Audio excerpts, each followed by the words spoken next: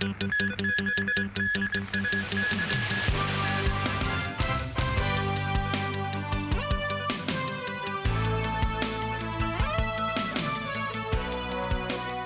and welcome to TVB News. 4 suspects in the Abby Choi murder case, including the former model's ex-husband and his parents, appeared in court this morning. 3 of them were charged with murder and the other with perverting the course of justice. The case was adjourned until early May, and all 4 people have been remanded in custody until their next appearance in court. Timothy Lee tells us more. Last week, 28-year-old model Abby Choi was found murdered and then dismembered in cold blood. Police arrested 4 suspects. They were taken to Kowloon City Magistracy this morning for a mention hearing. They include Choi's 28-year-old ex-husband Alex Kwong, his 31-year-old brother who was previously hired by Choi as a driver, and the 2 men's 65-year-old father. All 3 were charged with the murder of Choi at a Longmei Village rental unit in Taipo last Tuesday. Kwong's 63-year-old mother is suspected to have destroyed information relevant to the investigation 2 days after the murder and was charged with perverting the course of justice. No plea was taken today. The magistrate has adjourned the case until May 8th to allow more time for investigation, including forensic examination and inspection of the suspect's call records. At the court hearing, around 10 police officers and correctional services personnel accompanied the 4 suspects. Only the mother of the victim's ex-husband applied for bail. Her request was denied by the magistrate. Alex Kwong's mother kept her head lowered throughout the entire hearing, while the 2 Kwong brothers shared eye contact when leaving the court. As one of Hong Kong's most high-profile and gruesome murder cases, today's court hearing drew much attention from the public, with a gallery filled with more than 50 people. And some others line up outside the court building, waiting for their opportunity to enter the courtroom. The 4 suspects of Abby Choi's murder case appeared in the Kowloon City Magistracy this morning and will remain remanded in custody. Timothy Lee, TVB News. Authorities continued to collect evidence at the crime scene of Abby Choi's case in Longmei Village in Taipo today. The village house remained cordoned off with the police on standby in its vicinity. Having come to inspect the area today was the chairman of the Taipo Rural Committee. The head of Longmei Village said a lot of villagers felt disturbed about the case that happened in their neighborhood. They will conduct a Taoist rite, hoping it will help the victim rest in peace. Abby Choi's ex-husband Alex Kwong was also charged with 7 counts of theft that involve cases tracing back to 8 years ago. The hearing will take place in the district court on Tuesday. The cases involve a bullion trading scam where Kwong allegedly tricked multiple victims into buying gold before losing contact with them. The cases involve more than $5 million in total. A trial was slated to take place in 2015, but Kwong failed to appear in court and has been wanted by the court since then. Meantime, there will be yet another hike in the city's electricity rates next month, this time an increase of up to 4.7% from February's level. This comes on top of a rate surge of up to 45% year-on-year earlier this year. Jackie Lin reports. Starting March, Hong Kong Electric, which serves Hong Kong Island and several outlying islands, will raise its fuel cost charges to 86.4 cents per unit. That's a hike of 4.7% month-on-month. CLP Power, which serves Kowloon, the New Territories, and Lantau Island, also announced an increase in its fuel cost to 62.8 cents, or a rise of 1.3%. To put it into perspective, a family of 3 residing in Kowloon using around 275 units of electricity a month will see their bills go up by $2.20 to around $392 a month. Meanwhile, families of the same size living on Hong Kong Island will have to pay some $429 for electricity, setting them back around $11 more. Hong Kong's electricity rates comprise 2 major components, the basic tariffs and the fuel cost adjustment. With energy prices having receded from peak levels in recent months, CLP Power said the electricity fuel cost charge in Hong Kong may be tamped down over the coming months. Still, challenges remain. If Europe and the US and Asia is not buying energy from Russia, it has to source it from somewhere else. And until that replacement capacity can be put in place, prices will remain high. But CLP Power said Hong Kong has a special edge in keeping energy stabler.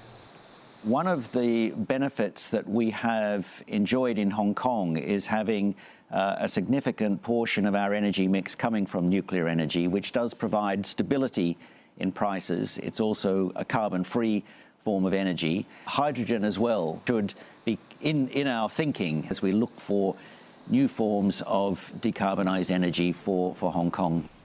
Dr. William Yu of the World Green Organization said energy prices will likely keep rising and the city has to pivot from its fossil fuel energy mix.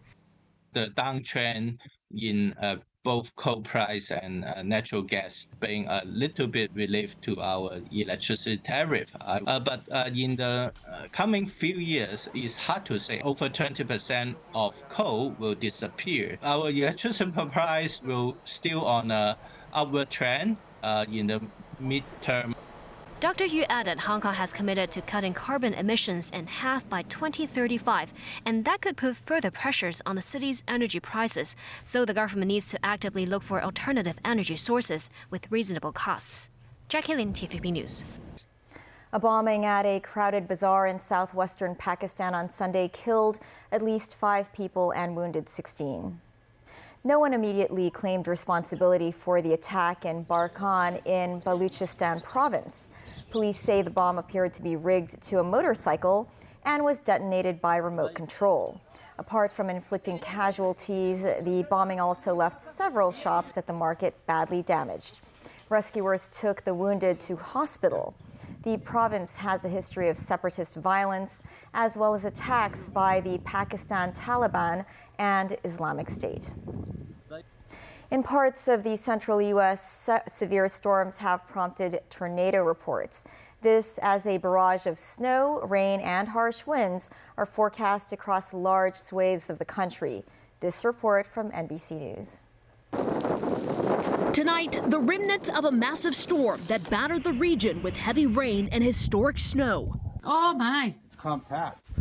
In this part of the San Bernardino County mountains, about 2 hours from L.A., several feet of unplowed snow is almost impossible for security guard Pete Rodriguez to get to work. I'm 5'9", and the snow, it was up to my chest. An even greater concern at the medical center where he works. He says staff are staying overnight and food and supplies are running low. How are they able to survive inside the medical center all this time? They've had no deliveries this past week since the storm started.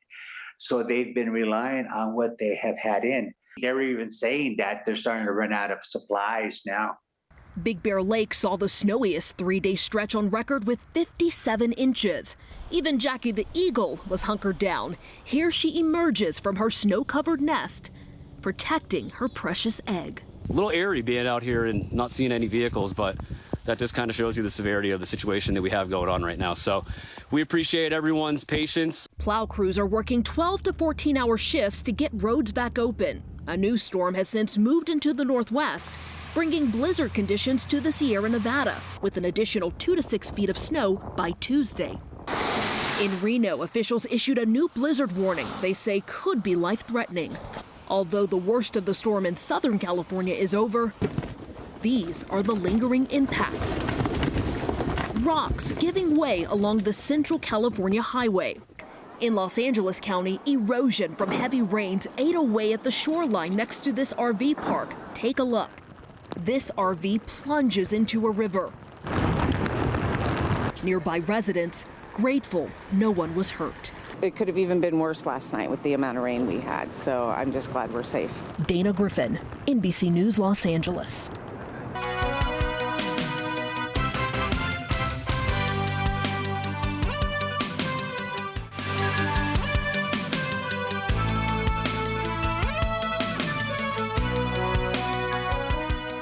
Welcome back. During a meeting with Palestinian officials in Jordan on Sunday, Israel committed to temporarily stop the authorization of any Israeli settler outposts in the occupied West Bank.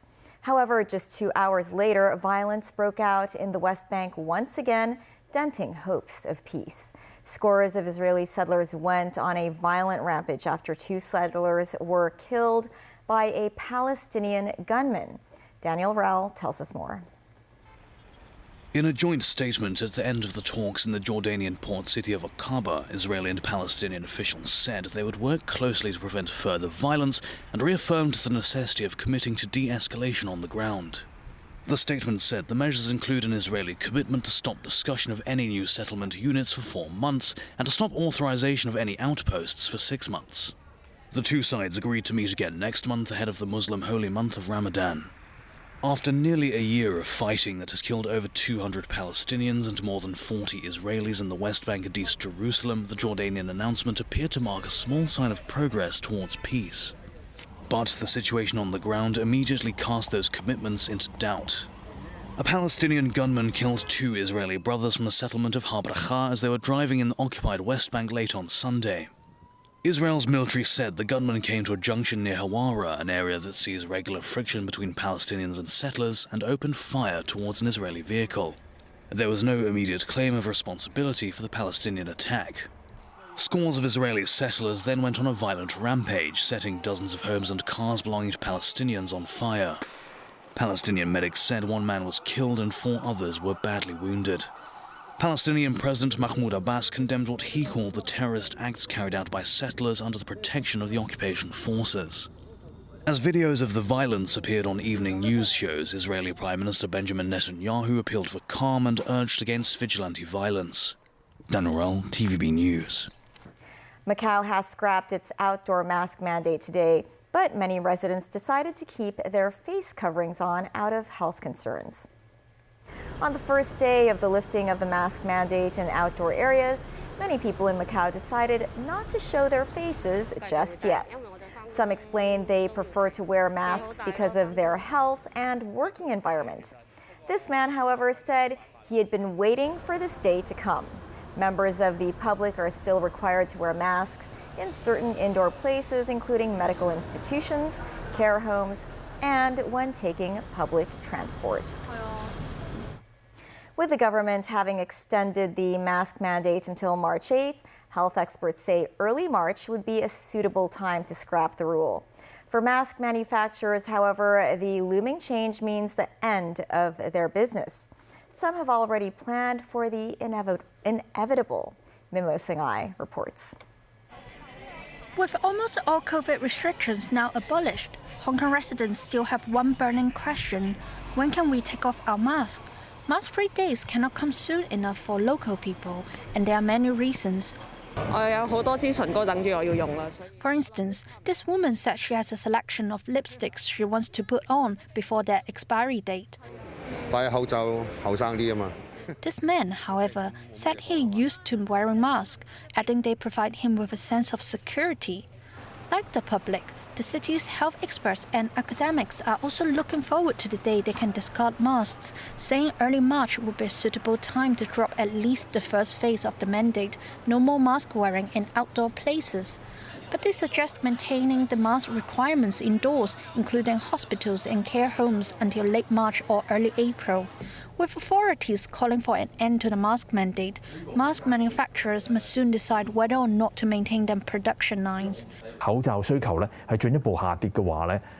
Timothy Choi, director of a mask company, has already made up his mind, saying he will end his mask producing business once the rule is scrapped. He believes his mission has come to an end and it is time to move on. Meanwhile, the hospital authority announced further relaxation of visiting arrangements for public hospitals starting from Wednesday. Visitors will no longer be required to undergo nucleic acid testing, and rapid tests conducted within 24 hours will be sufficient. Some hospitals will also adjust the number and time for visiting sessions. In addition, the government said free nucleic acid testing services will end on Wednesday, while 21 community testing centers and stations will be kept open to provide self-paid nucleic acid testing services. Mimo Singhai, TVB News. It's day 16 of the city's largest national security trial involving 47 pro-democracy figures. Today, the prosecution presented various articles, Facebook posts, and notes written or published by the activists. The prosecution submitted the 25-page compilation of publications under the co-conspirator rule to corroborate the words and actions of the defendants. The earliest article was written by HKU law professor Benny Tai, dating back to February 2020. The lawyers representing several defendants said the documents encompassed too many different publications and they needed time to digest them all. With that, the judge has adjourned the case until Wednesday. That's the news. Thanks for watching. Pearl Magazine is up shortly. Bye.